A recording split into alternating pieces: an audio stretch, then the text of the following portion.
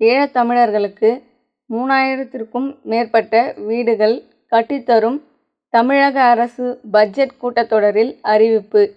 அதை பாராட்டி வரவேற்ற பண்ருட்டி சட்டமன்ற உறுப்பினர் வேல்முருகன்.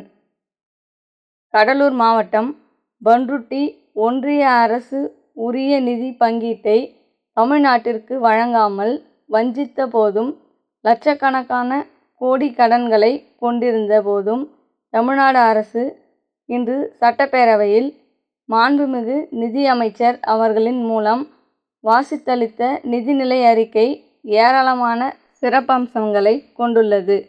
குறிப்பாக ஈழத்தமிழர்களுக்கு 3000த்திற்கும் மேற்பட்ட வீடுகளை கட்டித்தரும் அறிவிப்பு, பள்ளி கல்வித்துறையை மேம்படுத்திட சுமார் 46,000 கோடி ரூபாய் ஒதுக்கீடு, தமிழர் உள்ளிட்டவற்றை மேம்படுத்திட ஏராளமான அறிவிப்புகள் இந்த நிதிநிலை அறிக்கையில் இடம்பெற்றுள்ளது.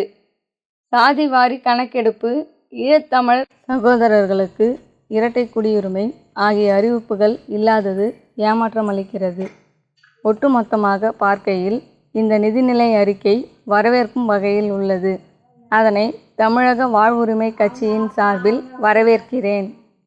2026 ஆண்டுக்கான நிதிநிலை அறிக்கையை மாண்புமிகு தமிழ்நாடு முதலமைச்சர் அவர்களுடைய ஆலோசனையில் மாண்புமிகு நிதியமைச்சர் அவர்கள் இன்றைக்கு தமிழக மக்களுக்கு தமிழக சட்டப்பேரவையில் வாசித்தளித்த இந்த நிதிநிலை அறிக்கையை தமிழக வாழ்வுரிமை கட்சியின் சார்பாக மனதார வரவேற்கிறேன்.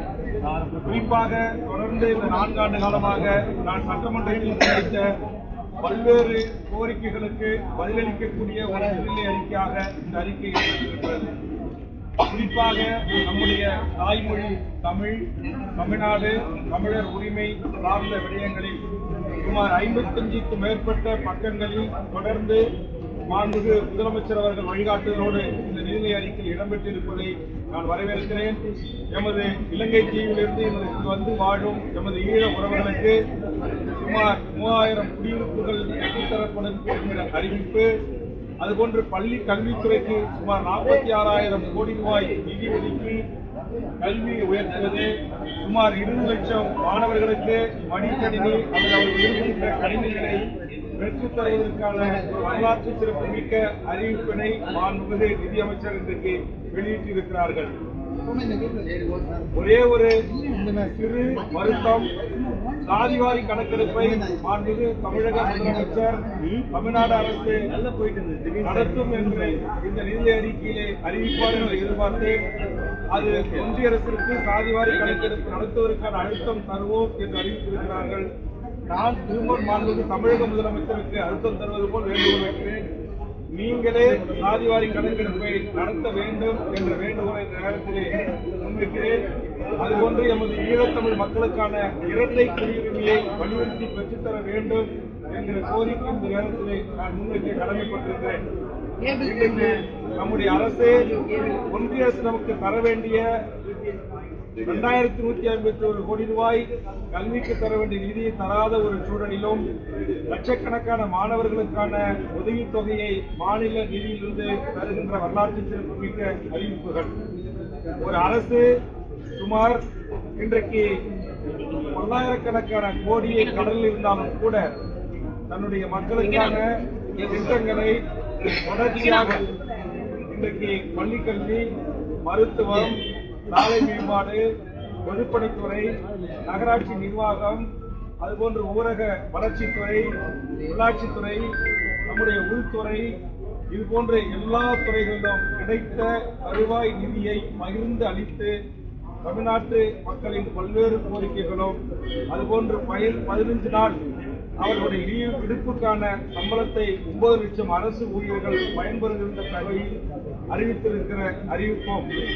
அதுபோன்று நம்முடைய ஒன்றிய அரசு தமிழ்நாட்டிற்கு தர வேண்டிய வருவாய் நிதி பற்றாக்குறை இருந்த போதிலும் சிறந்த ஒரு நிதி சீர்திருத்தின் அடிப்படையில் இன்றைக்கு 3.7% இருந்த அந்த பற்றாக்குறையை வரும் ஆண்டில் 1 அளவிலே கொண்டு வந்து நிறுத்துகின்ற நிதி மேலாண்மையை கையாண்டிருக்கிற நிதி அமைச்சருக்கும் நிதி அமைச்சகத்தின் செயலாளருக்கும் நமது தமிழக வாழ்வுரிமை கட்சி பாராட்டுக்களை, வாழ்த்துக்களை தெரிவித்து இந்த அறிக்கை முடிவுபெற்றவுடனே மாண்புமிகு தமிழக முதலமைச்சர் அவர்களை சந்தித்து என்னுடைய பண்ருட்டி தொகுதியில் கலை அறிவியல் கல்லூரி அறிவித்து இந்த ஆண்டே அந்த கல்லூரி தொடங்குவதற்கான உத்தரவிட்டமைக்காக நன்றியை தெரிவித்தேன்.